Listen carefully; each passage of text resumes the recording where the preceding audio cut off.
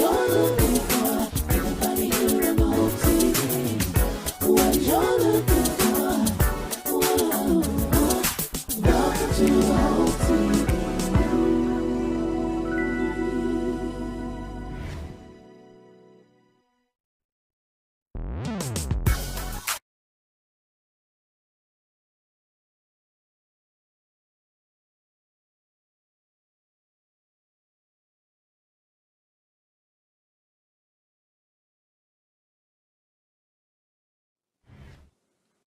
Good morning, good morning, good morning. And this is a day the Lord has made, and we're here to rejoice and be glad in it. I want to welcome you to the Hope TV. What a privilege, what a blessing, and an honor it is to have you here with us for Morning Dew. It's a tremendous way and thing to start your day off with some devotion and some positivity and hope and some positive vibes. How you start your day is often how you're going to end it. And so to start your day with something that's inspirational and for you to tune in today to get a daily dose of hope means the world to us here at Hope TV. So welcome. So excited to have you. We've been going strong now for 18 months. And when God gave me this vision about Hope TV back in March of 2020, right when the pandemic, at the onset of the pandemic, I never knew, I couldn't imagine the type of impact that we would have globally. And so many people every day, all day, are inspired by the programming here. And we are about entertaining faith, faith that entertains, faith that inspires, gives instructions. And so we are just excited. I'm happy to have you here with us. Good to see you this morning. And it's that Tommy, God bless you, San Antonio. Awesome to have you here with us. And wherever you're watching from, thank you. Drop us a line. Let us know the city and state. Good to see you, Ms. Washington. Thank you for being a part of Hope TV this morning. Drop me a line. Let me know the city, state, country from which you're viewing. We take your viewership very, very seriously here at the Hope TV. And I'm just excited. I really, really am. My first 12 months, we had over 100 million views of our content throughout all the combined platforms. That's Apple TV, Roku, Twitch, Amazon. Good to see you, Patrice. It's Apple TV, Roku, Twitch, Amazon, Fire TV, Facebook, YouTube, Twitter, Periscope, Instagram, websites, the Dewey Smith.org website, the House of Hope Atlanta website, and Hope TV website. So we have all these different platforms that we stream our content through on a daily basis. And so I'm excited. Good morning to you, Brian Hardy. Glad to have you with us today. And I appreciate you so very much. Everybody who's tuned in and those who dropped me a line this morning, it's a pleasure. I'm excited. We're getting ready to start a new season next week of Hope TV. All new programming starts next week. And we got some new shows that are going to be coming. One called, I think it's called Decoding Wealth, New Boss Up. Good morning, Tina. God bless you. So we got some great things happening for you. So I want y'all to make sure you tune in next week. Next Monday is when the new season starts. That's going to be season 5 of the Hope TV. And so we're just excited, and I really, really am. I want to thank the Hope TV family, my Hope TV team. They have been doing an amazing job in putting all the content together. Some people don't realize this is not easy. Pastor Nicholas, yes, Pastor. I love Shekinah Glory there in Las Vegas. Yeah, I love the Simpsons, and it's an honor to be able to cover them and cover that church as their overseer. So God bless you out in Las Vegas, Carol, Angeline Washington. God bless you. And so we got some great content starting next week, and I'm excited about it. My Friday Night Live, I'm going to start a new Friday Night Live series this Friday, October 1st. And so we're gonna look at those who we took a break from Friday Night Live and still be playing a lot of ones we did. We got a new season, a new Friday Night Live coming this Friday, and I want y'all to be tuned in. It's gonna be amazing. It's gonna be amazing. Friday Night Live is coming Friday, so I'm excited about all of you tuning in. Hey Tom, good to see you. Tom is from California, Victorville, California. Blessings to you, Tom. Glad to have you with us today, and I hope things are well for you out there in California as well. So we got Las Vegas in the house, Nevada, we got Victorville, California in the house, we got San Antonio, Texas in the house, we got Fort Valley, Georgia in the house. So man, we're just excited about all of you, and my prayers today that God's going to keep you the Kojic, all right. My first job was in the Kojic church as a musician. God bless you. So I'm so happy to have you all with us. And listen, if you're watching through a platform that will allow you to subscribe, to like, to comment, or to share, please do so now.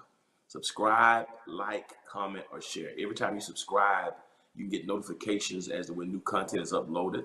God bless you. Got Camden, Arkansas here as well. My God, look at that. The Central Standard Time. Blessings to you. So when you subscribe, you can get notifications as to when new content has been uploaded. So subscribe, you can do that. It helps us to leverage our platform with advertisers as we're trying to get into more homes. Helps us with our Facebook algorithms. Oh, now your like buttons are so preeminently important because Facebook has its own kind of algorithm. It tightens it, and it's gotten more difficult, more tight. We lost a lot of viewers because they keep tightening the algorithm. But your like button helps us to keep it expanded so we can get into more people, touch more people, we can be more visible. So your like buttons help us to expand. So please hit the like button. Your comments are important because they help us with our engagements. God bless you. Got somebody from Chicago. I was just in Chicago last week. Blessings to you. Ms. Miles, Katharina Miles, love Chicago. We were there last week installing Pastor Richard Sharp as pastor of Fellowship Church there in Chicago last week. So blessings to you, Ms. Miles, in the Windy City. And your comments are helpful with our engagements, our algorithms, and also during these kind of teaching forums, interactive forums like this, your comments are very helpful to me because it lets me know if I'm connected, if it's making sense. So subscribe, like, comment, and then most importantly, hit that share button. I mean, every time you hit that share button, if one person views it, right now, if everybody would share this link with one person, and if one person watch along with you, we double our numbers, we double our influence and our impact because our whole aim here is to give the world a daily dose of hope through entertaining faith and entertaining programming. So God bless you. Wholesome programming for the entire family right here on the Hope TV all day, every day. So blessings to you. Make sure you check it out on our website, HTV Now. You get a whole list of the programming there. We have about 30 programs now, and we're adding more. So I'm excited about season 5. Hope you are too as well. Guys, it's finally here. It's finally here. I'm going to take a moment. I'm going to get into this devotional, but I got to do this. Y'all give me a moment to do this because I'm so excited. My dad put a guitar in my hand when I was 3 years old. I started taking piano lessons at 5. I've been singing in church since I was 4 or 5 years old. I've been a choir director, piano player, bass guitar player, you name it. I've done it in church. And so I've had a dream since I was a kid. I had a dream that I would, produce my own album, my own solo project. And originally I thought it was going to be R&B when I was very young, and so love music. Music was my first love. When I started preaching at 17 and pastoring at age 19, older mentors told me just leave that music stuff alone, focus on this. And good morning, Derek Stingley. So I kind of put my music love from an industry perspective on the back burner, even though I had some great opportunity, even when I was a teenager. A couple record labels wanted to sign me and to sing some music, but of course that's not going to get into that now. But long story short, I've been dreaming about producing my own music, on solo projects since I was a kid and young kid, and family has taken over 40 years. But this Friday, it's coming a reality. And so back in March, I started a record label called, released my single called Your Presence is a Gift. And that song is one of the singles off of the new project. And family, can I tell you what's happened with that project? Uh, Praise God. Thank you so much, Tasha. Your presence is a gift. Y'all, can I tell you what happens? A couple things about it, and I'm going to get to the lesson. Just give me a few moments. I'm very excited, as you can tell. Last week, we were number 28 on Billboard, and we were the number 1 added song to gospel radio last week. Number 28 on Billboard last week, and we were the number 1 most added song to gospel radio in the country on Billboard. So last week, can y'all play that? So my first project, my first single, oh my goodness, can you believe this? And we were number 28 on Billboard and it's still right. And this is from an indie artist, a brand new artist.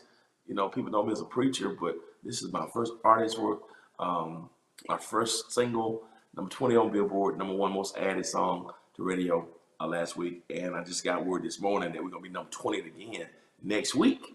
So I'm excited about it, y'all. A lot of regions across the country, we were number one song. Praise 104.9, I think we were number one there. That's Norfolk, Virginia Beach, that Hampton Road area. We were number one on that list last week, and so it's amazing, man. I'm just completely blown away. We have a new video that's out, the official video that's out to your presence as a gift. It was released on Sunday. If you haven't checked it out, go to my YouTube page, Dr. E. Dewey Smith, or Pebble Street Records YouTube page. You can see it there. It's amazing. We did it, and it's out. And then last but not least, man, my project, the pre-orders for my project, God Period, starts this Friday, October 1st. Can y'all believe that? So y'all see that, man? Y'all see it? So you can get it this Friday, October the 1st. We have pre-orders first, and you can get those from my website, edeweysmith.org. That's just for the pre-orders. But then the whole album is going to be available October 15th. But we're going to give, but if you people want to just get it in advance, you can get 3 songs Friday. You can download and get the first 3 songs. We call those pre-orders. And you get the first 3, you get three songs. And then the rest will be available in 2 weeks. You know, so if you pre-order, you're going to get all of them, but you get 3 now, and then you get the 4 on the 15th. But then, so that's through my website. Pre-orders are only through my website, edeweysmith.org. But then on the 15th, it's going to be available in all digital platforms everywhere. We're also going to have hard copies of the CD. So some of you old school, you want to get the physical CD, you know, with the cover on it and the inserts and the sleeve that has all the names and the lyrics and the credits. So we'll have that available as well for those who like a hard copy. I know a lot of people still listen to music to their phone, but if you want the physical CD, we have copies. Even though a lot of cars don't have CD players, but some of you still like the CDs. I want you to have that as a keepsake as well. So I'm so excited, y'all. I'm so excited, man. This is crazy. It's going to be some amazing music on there, and I'm excited. So shout out to all the radio announcers across the country and who have been giving just raving reviews of my project and my single, Your Presence is a Gift. The official video is amazing. And I'm not just saying it because it's me. I think you're going to like it. I think the video is very well produced. Shout out to my team who made it happen. That's John Webb, Benton Aladdin, Terrence Crawley, everybody who worked. I want to start naming names. I missed somebody, but it was amazing, man. Thanks so much. Appreciate it. Thanks so much, Tasha. So that's we want to do something. I didn't want to do a shirt and tie. And I said, I want this to be different. And because the shirt and tie had me in the box, I said, I want to do something that's different. So shout out to everybody who came aboard, the creative directors, the stylists, everybody, photographer, everybody, Marissa, everybody who's a part of this whole project. So I love y'all so much, Simone, everybody who's a part of this. So thank y'all so much for helping to pull this off. I'm so excited. So make sure y'all get the downloads this Friday, October 1st. And then if you're in Atlanta this coming Saturday morning, I'll be at Praise in the Park this Saturday, October 2nd. I'll be performing for Praise in the Park, man. Thank you, team. Appreciate it. So Praise in the Park will be Saturday. That's Praise 102.5. I also got added to that, to Radio 1 Atlanta. So I've been added to Radio 1. The song is in rotation, Radio Atlanta, Radio 1 Atlanta. So I'm excited. I'm excited. So y'all just thanks for indulging me for a moment. So I appreciate y'all. Please help support my music. And thank you for giving me this time. I know you come on for morning dew, but I just need to, help a brother out. Give me some time to share. It goes both ways. I try to share with y'all. Y'all share with me. So thank y'all so much, okay, for your support. And we're number 28 again this week on Billboard. And so it's rising, so to God be the glory. And I thank y'all for y'all support. All right. We're in the book of Galatians today, so we're gonna get into our lesson. So thank y'all for indulging for a moment. We're gonna get into our lesson today. We are in the book of Galatians. You can tell how excited we are. You're excited. Thank you, Jack Christian. I am. I'm excited. It's taken me a long time to do this, and I am. And some of the songs that I wrote on this project, I just think the whole project is amazing. I really do. I'm not just saying that. If you love gospel music and contemporary music, I think it's gonna be an amazing project. I really do, and I really do. And I'm so excited about presenting some great music for people who love real music and musicianship. You're gonna love this. So thank y'all so very much, and thanks for indulging me. October 1st, the record is called God Period. Why did I call it God Period? I call it God Period because the whole album is about God. It's about God Period. The reason why we made through this pandemic, God Period. We're not asking God for stuff. It's not about getting increase. It's not everything about this album points people to God. And I think that's why I called it God. I named it God Period because I want God to be the focus of it. So every single record is about God. And you're going to be blessed by it. So thank you, thank you, thank you, thank you, thank you. All right, we're in the book of Galatians. And we've been going verse by verse through the book of Galatians. We finished chapter 1 last week. And that we're going to start chapter 2 today for our devotional. So I want to jump right into that. We're going to look at the first few verses of Galatians chapter 2 today. And I'm going to read these for you. And this is what Paul says. It kind of continues from chapter 1. Now, I'll read this and then I get some context. So this is the Message rendering, the Message Bible. It says 14 years after that first visit, 14 years after that first visit, Barnabas and I went up to Jerusalem and took Titus with us.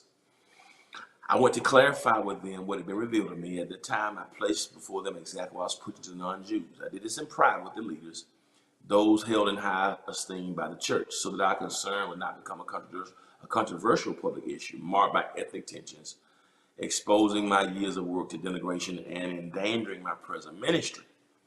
Next verse, please. And he says something else. He takes it a step further. He says, significantly, Titus, non-Jewish though he was not required to be circumcised. While we were in conference, we were infiltrated by spies pretending to be Christians who slipped in to find out just how free true Christians are. Their ulterior motive was to reduce us to that brand of servitude. We didn't give them the time of day.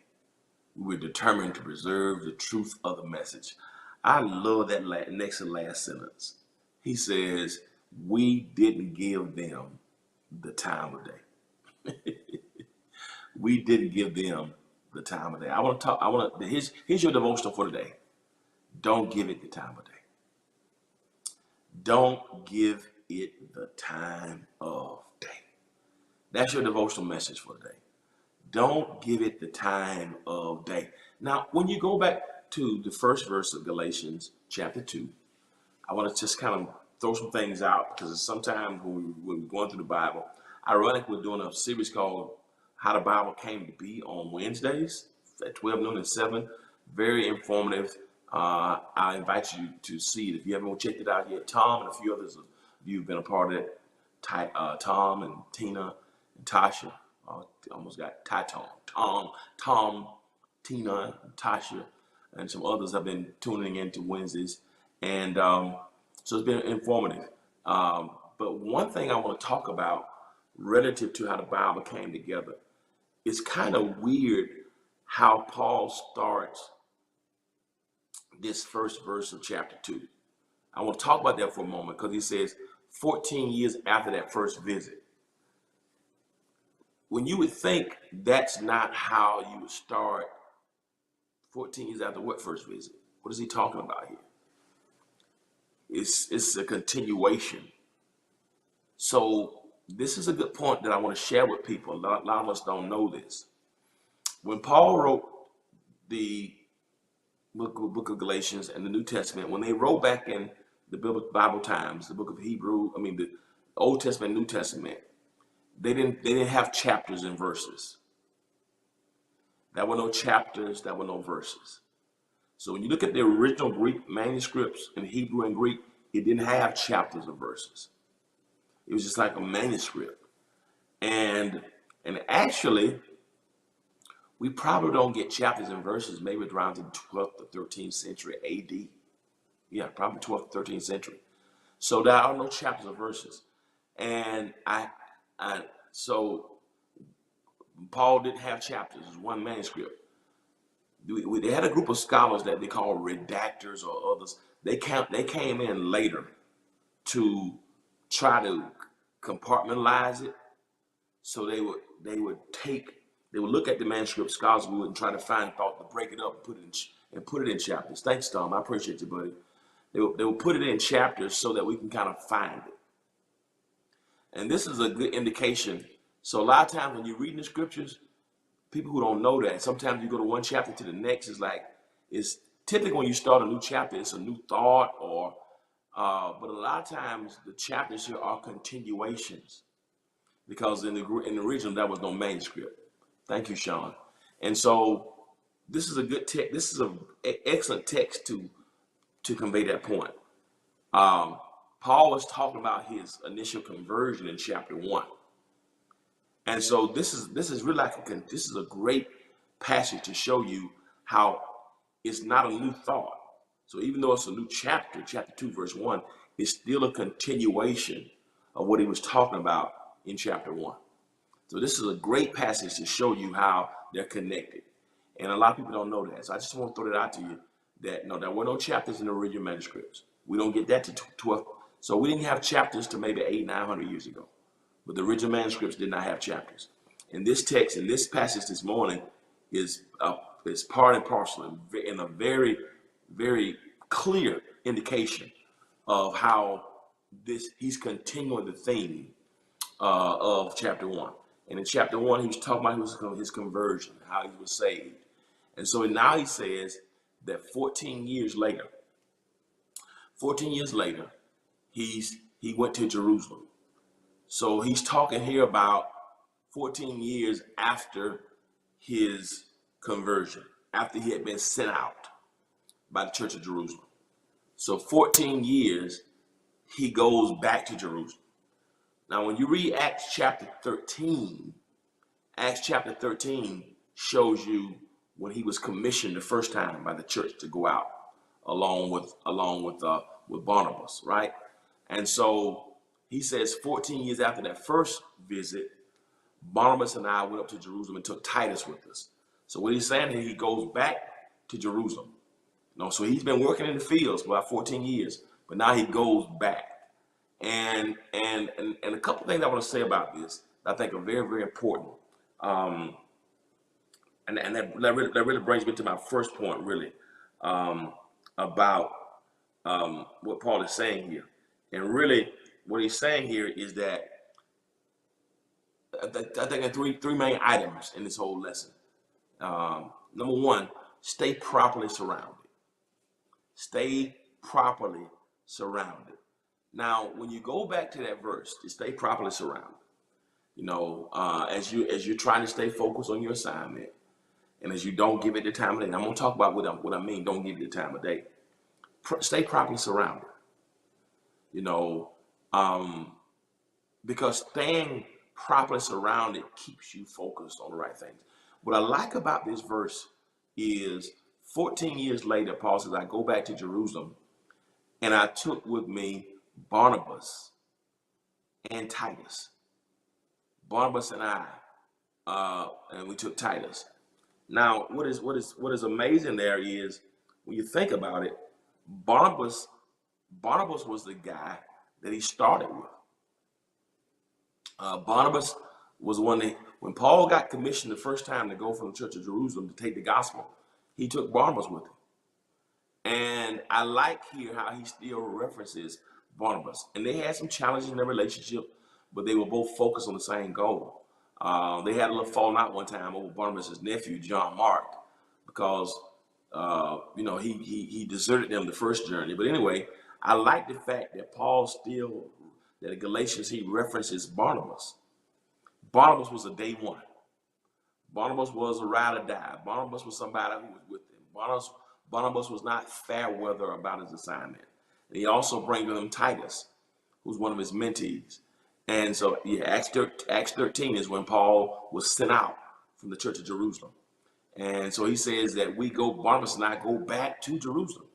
Barnabas and I go to Jerusalem and we took Titus. So he takes along people with him. And what I like about this is it's important that when you're trying to do something, you've got to stay properly surrounded. I think about a lot of the stuff that I've sought to do in ministry and in life and in business. Sometimes who you take with you can make or break you. Sometimes having the right people who love you, who be there with you, people who understand discretion, people who understand your strengths, people who understand your weaknesses, people who understand your successes, people who understand your struggles, people who can respect you, people who understand the God of your life, they understand the humanity, they understand the call, the vision, and the assignment. You got to have the right people around you. Barnabas went with him on the first missionary journey. Barnabas was not afraid. They had the same mission, the same vision. And he says 14 years after the first visit, I go back to Jerusalem. And guess who I take with me? I take Barnabas and I take Titus. Amazingly, there's a book in the Bible called the Book of Titus that is Paul writing to his mentee Titus. And so what I love about this whole piece is we don't recognize, I heard somebody say this one time, if you want to know about your net worth, examine your network. Your network can tell you about your net worth. And that may be financial, but I think it's huge. Not just your worth and vision. It's not just when you think about your net worth, it's often based upon your network. It's amazing. When I think about Hope TV, right, what we're doing right now, and the net worth of Hope TV, and I'm not talking just financial. What the value of Hope TV, the significance, the impact, that's net worth with Hope TV. Well, here's the reality. Without the proper network, Hope TV has no net worth. And who you have in around you can make or break you. And that's why in the next season of our lives, for me, it's like I can't have everybody around. Some people who bring attitude, some people who just go along for the ride. Your network can heighten or limit your net worth. And so you get to a point in your life where you don't have time for the games and the foolishness and the attitudes and the craziness, especially in COVID. I was talking to one of our CEO at our church the other week. We were talking about just how our church has made sure that everybody stayed employed during the pandemic. We didn't lay off one employee. And when you think about many corporate 500 companies, billion-dollar companies, filed bankruptcy, laid employees off, and we were able to maintain, and people had families. You would think that people would be so happy. You would think that people would get in and do the struggle to make all this happen. But sometimes the wrong people can't appreciate the value. So your network will determine your net worth. And that's what Paul is really saying. And that's just not financial. It's your worth in the spirit, your worth in vision, your worth in impact, your worth in accomplishments, your worth in trajectory. And so, same thing with my project I just told you about, my album. I've had the best musicians and singers around me for years. And I've had this vision for music for years. But if they don't share in the vision and bring something to the table, October last year, I had one conversation with a guy about my vision that I've shared with many other people. I shared with him my heart about what I want to do for music. 2 weeks later, I was in the studio with music, ideas that he brought. A year later, I got a whole project. I've surrounded myself with all these people for years, talented, gifted. But your net work will determine your net worth. And the reality is the richness of my project that's going to drop on Friday. It's determined. It's worth something. It's the value, the spiritual impact it's going to have. But the reality is, because I didn't have the right people in my network, I was unable to produce music that has net worth. And so I like this whole issue here with Paul because he says, I took Barnabas and I took Titus with me. I took Ride or Dies with me. I wrote a whole book and named it in honor of Titus. Barnabas and I, even though Barnabas and I fell out over John Mark, it really was a blessing. We had a falling out because John Mark deserted us on the first journey and Barnabas wanted to take his nephew the second journey. I said, no way. We fell out. Barnabas went on his way with Silas. I took Barnabas went his way with John Mark, I took Silas and went on the second journey. But later on, I said, bring me John Mark because he's profitable to me. And even when I thought it was going to be a mix-up and a falling out, it really was not a falling out. God separated us so we could expand the gospel. So instead of it just Barnabas and I going on one journey, the falling out helped the gospel to spread. So it really was multiplication by, by division. It really was addition by subtraction. And so even in that, when Paul and Barnabas separated, you had two people now going out on two different tours. Barnabas and Paul were strong enough to manage their own journeys. And so even the falling out had two different ministries being blessed. But what I like about this, he still commends Barnabas. He still commends Titus, saying to me that you got to surround yourself with the right people. If you don't have the right people around you, it can destroy your heights. A little leaven can mess up the whole lump. One person with a bad attitude can throw off the whole pH and the whole chemistry. You have great chemistry, bring one person in, they throw the whole thing off. Because your net work will determine the net worth. And I think that's a great lesson. So my question to us, that who are you surrounded with? Whatever your business is. You got a dream for business, you got a dream for a book or whatever. I had this dream for music, but I didn't have the right people around me. I had people around me who could play in church. And I had people around me who were great, who could produce, but the right person for me who had music, who caught my vision, I didn't have that person around me. And one conversation, and now I'm done with this album, and I'm already working on the next album. I'm halfway through the next album. I mean, you understand? So your network, who will you take as your Barnabas? Who is your Barbara? Who is your Titus? Who is your Tina? Who is your Tasha? Who's your Tom? So if you don't have the right people around you, who can hold you down and encourage you, who believes in what you believe in, it's not going to be effective. And so stay properly surrounded. That's the first thing I want to tell you. Stay properly surrounded. Point two is, I want to give point two. Point two is, you got to seek the perspectives of sages. Seek the perspectives of sages. So he has Barnabas, he has Titus. That's his crew. Those are his ride or dies, or ride or lives, I wouldn't want to call it. So he's surrounded by the right people. So his network is right. And to this day, we're still talking about Paul. Paul's net worth, his net worth. Now, I'm not talking about financial here. I mean, Paul's, what he's worth, his value to us, I believe was determined by his network. His network helped determine his net worth. And that's why he's still valuable. So what does he do when he go back to Jerusalem? He takes Barnabas, he takes Titus with him. They go back to Jerusalem. Why did they go to Jerusalem? Put that scripture back up there for a second. I'm almost finished. He says 14 years after the first visit, Barnabas and I went to Jerusalem and took Titus with us. Now look what he says. Why did you go? I went to clarify with them what had been revealed to me. I went to clarify what had been revealed to me. At that time, I placed before them exactly what I was preaching to the non-Jews. Now, let me talk about that for, but keep that scripture up there. It's very important. Paul, he's been preaching. He's been going, taking the gospel to what we call Asia Minor and Europe. Paul's call was not to the Jewish people. Paul's call was to the Gentiles. It was to get the gospel out of Jerusalem. Jesus said in Acts 1:8, you're going to receive power. That's right, Angeline. You've been my witnesses in Jerusalem, Judea, Samaria, and to the uttermost parts of the world. Our goal is to take the gospel to the uttermost parts of the world. Even today, I'm telling you how powerful this is.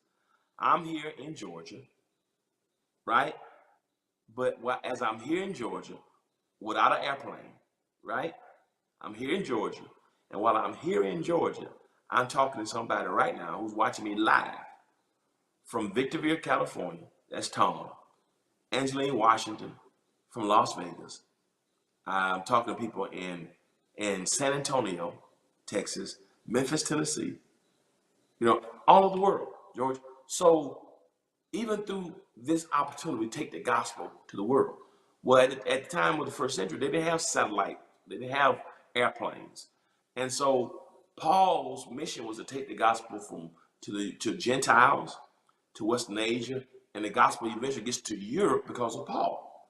So his mission was to get the gospel to non-Jews. Jesus said he came, Bible says about Jesus, he came to his own received it not. So he's taking the gospel to the non-Jews, right? I got Illinois here, right? Thank you. I got Illinois. So I got California, I got Las Vegas, I got Illinois, I got Texas. While I'm right here in Georgia, I'm preaching all over, and people gonna see this for the rest of the day all over the world, right? Different time zones. People gonna be watching this. We Dubai, they're gonna be watching this, right? I get an opportunity to take the gospel. Paul didn't have that opportunity. Paul had to go and travel to these places by boat, by got Ohio here. Doug's Ohio. Think about that. So while I'm right here in Georgia, look how many states represented this morning already. Not those who are gonna watch it later. Look at that's Doug on here. So that's California. That's Tom is in California. Angeline is in Las Vegas, right? John Christina's in Illinois. I got somebody in East St. Louis, Illinois. Somebody in Chicago, Illinois. I got Ohio here. So why am I? Paul couldn't do this. Even Jesus didn't do this. That's why he says like the greater works you're going to do. Not greater in quantity, but greater in quantity. Jesus didn't have satellites. Jesus didn't have internet. So I don't have to travel to Chicago. If Paul wanted to preach to Ohio, he had to go to Ohio. If Paul wanted to preach in California, he would have to travel. So they didn't hear what he was preaching. So what he does is he comes back 14 years later to share with the people what he'd been preaching. But so he wanted them to know the sermons he'd been preaching to the non-Jews, right? Right? But notice what it says. He said, I did this in private with the leaders, those held in high esteem by the church. That's deep. That's deep. The reader, God bless you. So he says, I went back. I'm surrounded by it. I'm surrounded. I'm staying surrounded, right? I'm staying proper surrounded, but I'm seeking the perspectives of sages. He goes to Jerusalem 14 years later because he wants to share with the leaders what he had been preaching since they were not able to hear his preaching. So he wants to go and talk to them about it. The people who are held in high esteem, high regard, the leaders, he wants to share, here's what I've been doing. I want to get your understanding. I want to get your endorsement. I want you to be comfortable so that our concern would not become a controversial public issue marked by ethnic tensions. So no. Because I don't want the enemy to get in and say I'm preaching something that's contrary to what the church is teaching or teaching something that's anti-Christ. Because what was happening, you had a lot of Jewish people didn't like the Gentile people. And Paul said, I don't want this to become messy. I know some people are jealous who try to take my message, distort it, and try to make it say what it's not saying. So let me go and speak to the people who held in high regard. Let me go and find them and share with them what's on my heart, what I've been doing. Let me get a spiritual checkup. Let me go and let me talk to them about what's happening so I can get some guidance and some mentorship.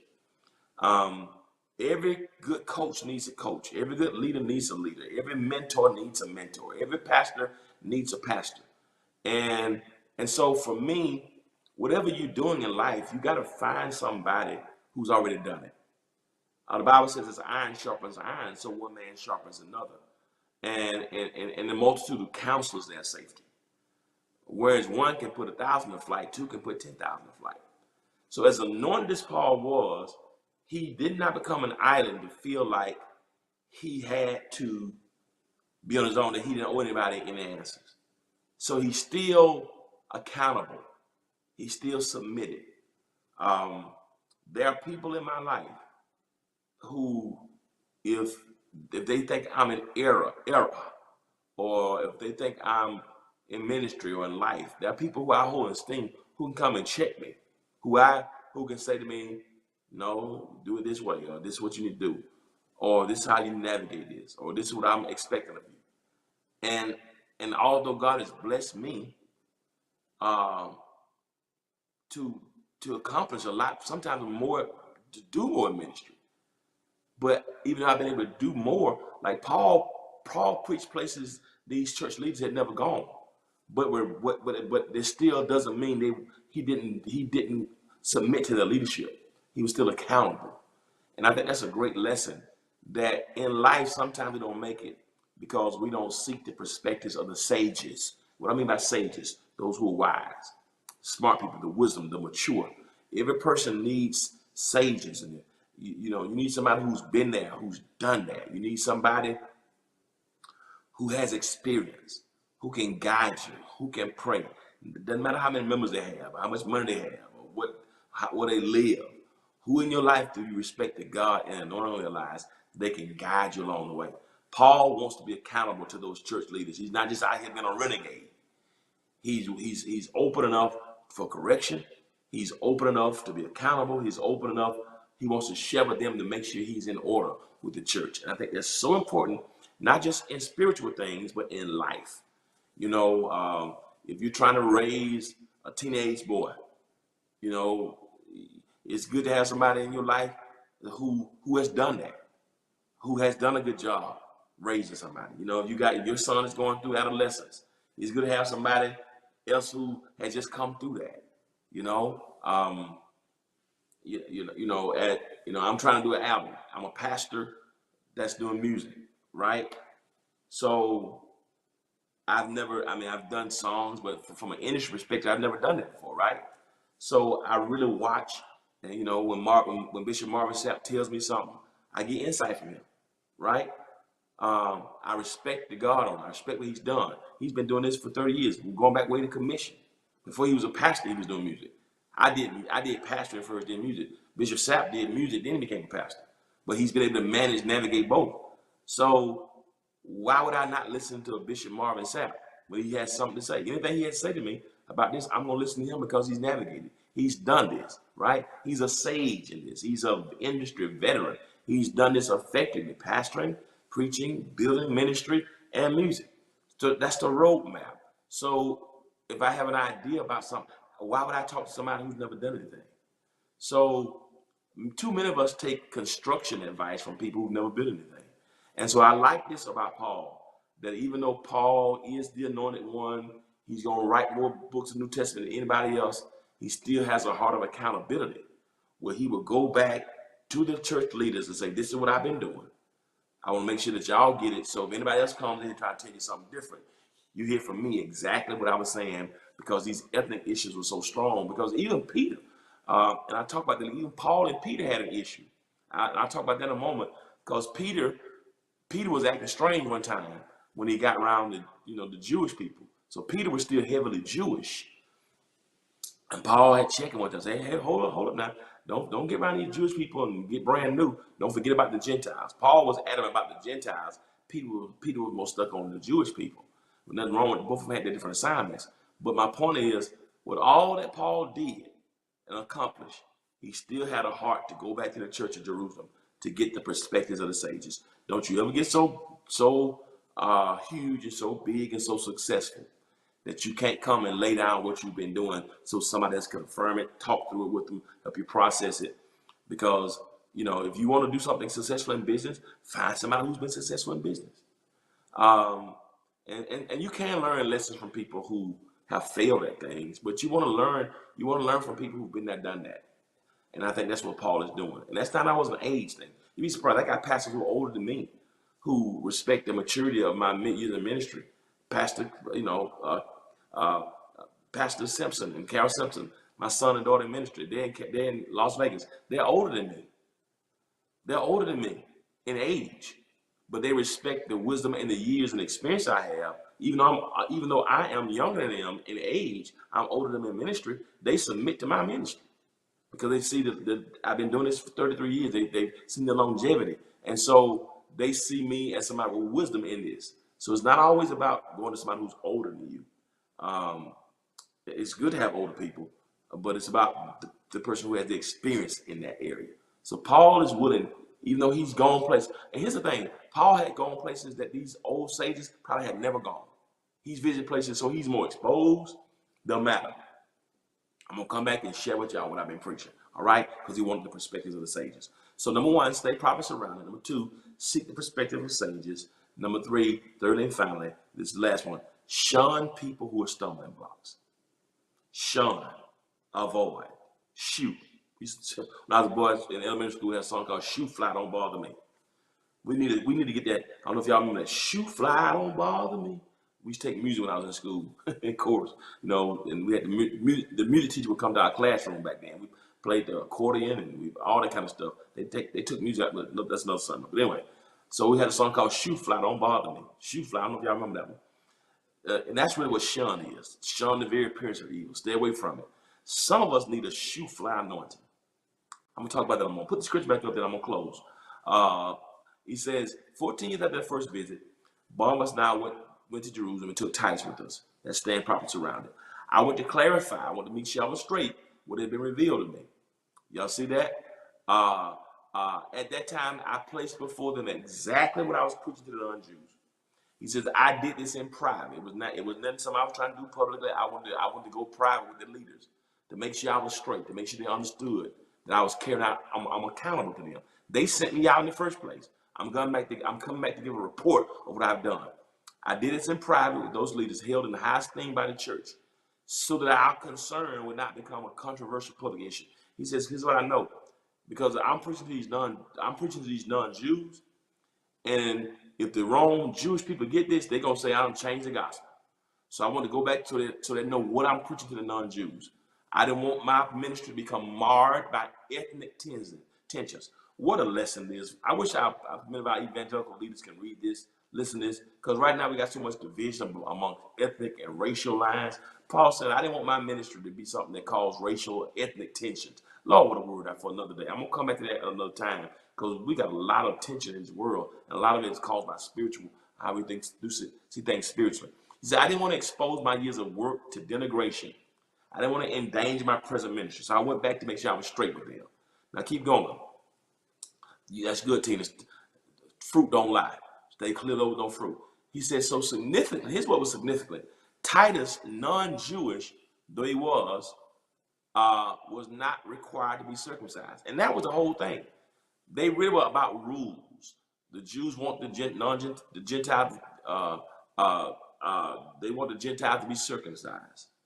They had all these rules about eating stuff, and you couldn't eat stuff that had been offered to idols. So they were trying to be so different. If you're gonna become a Jew, you got to eat like this. You're gonna become a Jew. You got to be circumcised. And Paul's like, salvation is not about circumcision. It's not about whether you eat meats or pork. Stuff that because of what happened is you had some religions will offer meat to idols. So the Jews said don't eat it because they offer that meat to idols. They're saying, well, that ain't got nothing to do with us. I'm eating the meat to survive. Just because somebody else, it's almost like this right here. If somebody uses a chicken and they offer this chicken to God, you're the chicken God. So am I supposed to not eat chicken because they use it to idols? So just because they use it to idols, don't mean I can't eat it. So what was happening in that day, if somebody used chicken, just use as an example, somebody used chicken and they had an idol god, and they would offer that chicken as a sacrifice to God, the Jews say don't eat it. Well, what you gonna eat then? Because everything you offer, all the fruit, is not about what they do with it, right? It's about what I do with it, right? So they had all these rules and all these things, and circumcision was one. So Paul was preaching Christ, and so, but what he realized is the Jewish people some of the strict Jews were gonna hate him and hate his ministry and try to tell lies on him. So that's why he went back to Jerusalem to let them know what he was preaching. He says, I took Titus. He was a non-Jew. Timothy, same. He said, but they weren't required to be circumcised. He says, so while we were in conference, he said, when we went back to talk to the leaders, the sages, some spies infiltrated us. I just went back to let them know what was going on. We got infiltrated by spies who pretended to be Christians. They slipped in just to find out how free true Christians were. He says, but their ulterior motive was to reduce us to their brand of servitude. They wanted, he said, these people who weren't even really connected with the Lord, all they wanted to do was be a spy. They were pretending. And their whole goal was to reduce us. They wanted to bring us down. He said they wanted to destroy my ministry. We got infiltrated by spies who were just pretending. He says, but let me tell you what I didn't do. God gave us the discernment, and we didn't give them the time of day. Woo! I'm finished right there. We were determined to preserve the truth of the message for you. We didn't let the infiltrators, the haters, the spies, destroy and distract us from our assignment. They wanted to reduce us. They wanted to bring us down. They want to say what you're doing and all that. And you got people and you got the enemy who wants to make you think that what you're doing is not significant, that it's small, that it's not important. You know, you have people, oh, you need to be like this one, or you ain't doing what this one is doing. Let me tell you something. Stop letting people reduce you. Stop letting people bring you down. Get you a shoe fly anointing.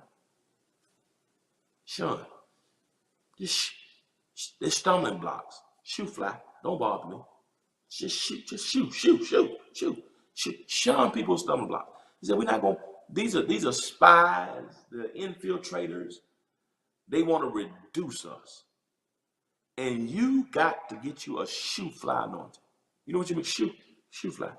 I don't know if that's country. I don't know if y'all remember that song. I'm telling my age. That's way back when we had chorus in school.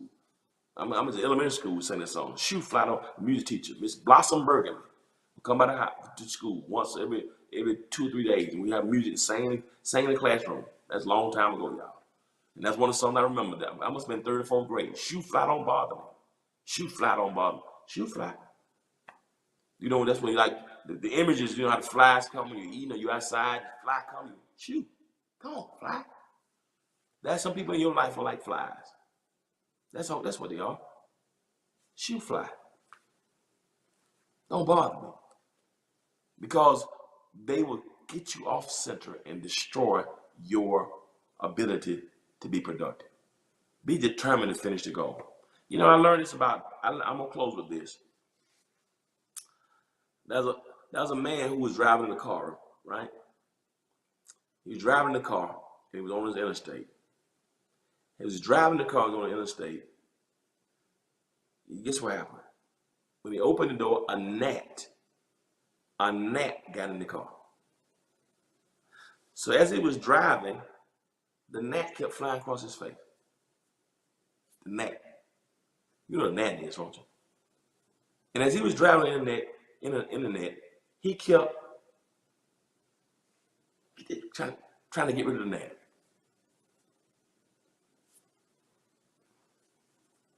Trying to get in the net.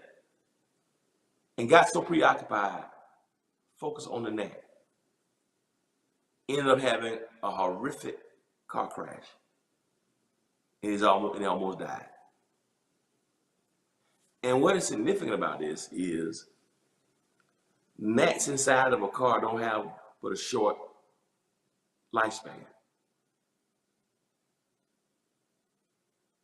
Very short. The gnat can't harm him. The gnat can't sting him. The gnat don't have any poison. So this man almost died because rather than keep his eyes on the road as assignment, he's fanning gnats. It's okay to have a shoe fly anointing. Get them away from you. Shun them. But don't you become so focused on fanning gnats that can't even sting or bite you and destroy you, that you end up crashing, almost killing your trajectory, your vision, and your goal. Because instead, stand focused on the road and keep it in the middle of the road. Here you fanning something that has no power on you. Just tell them to shoot.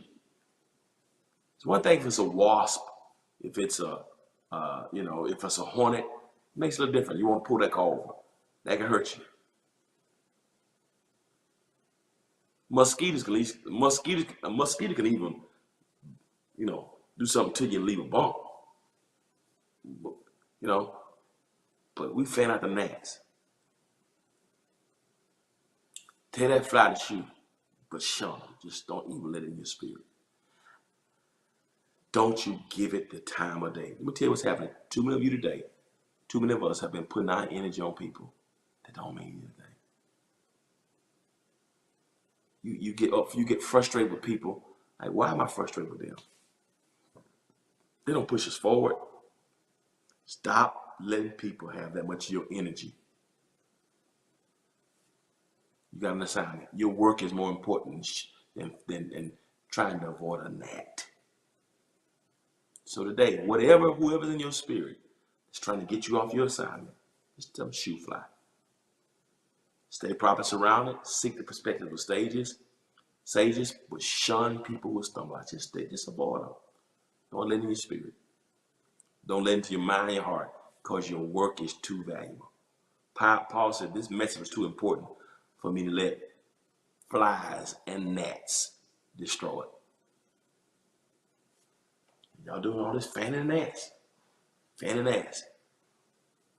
got your eyes off on the gnats and not on the goal. Today, I came with one word for you. Don't give it the time of day. If it doesn't push you higher, if it doesn't help you to be where God wants you to be,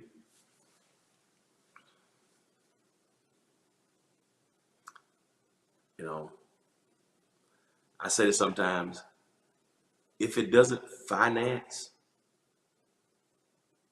romance, or advance you, why you give it time of day?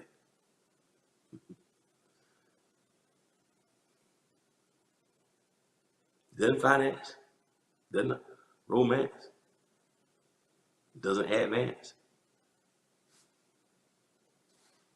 leave that net alone. Keep asking to go. Don't give it the time of day. Hope you've been blessed by it today. I love y'all. Hope you're encouraged. Meet me tomorrow for Bible study at 12 noon and 7 p.m. We're going to finish the series on how the Bible came to be. Going to go a little deeper. And I'll be back here Thursday morning for Morning Dew Again live. And I'm excited about it. And also, I'll be doing our deeper dive this Friday morning as well. So at 10. So tomorrow, noon to 7 Bible study, 9:30 back to Thursday for deeper dive, 10 a.m. Friday for Bible study Wednesday, Morning Dew Thursday, a deeper dive Friday at 10 a.m. Hope y'all been blessed. Don't give it the time of day. And always remember this: if you be good to God, God will be good to you. And don't forget to pre-order my album, LP. This coming Friday. Don't forget to get ready. I need y'all to get it from my website. This coming Friday on my website only. You're gonna get 3 songs, and then on the 15th, the whole album will be available. So if you pre-order, you get 3 this week, and you get 4 on the 15th through my website. And if someone order the 15th, it's gonna be everywhere digitally on the 15th. But good to see you this morning. But I want y'all to get it, God, period. Y'all don't forget to get my album. Don't y'all forget to get my album. I need y'all to support me this coming Friday, man. I need everybody's support. I need y'all to support me this coming Friday. I need y'all to support. I need everybody to support me this coming Friday. God, period. Y'all see that? Y'all see my album cover? So I'm excited about that, man. I thank y'all for what y'all doing. So make sure y'all support, all right? Thank you so very much. I appreciate you so much. God bless you. Y'all stay with God. God will get you through it. Don't give it the time of day. Peace.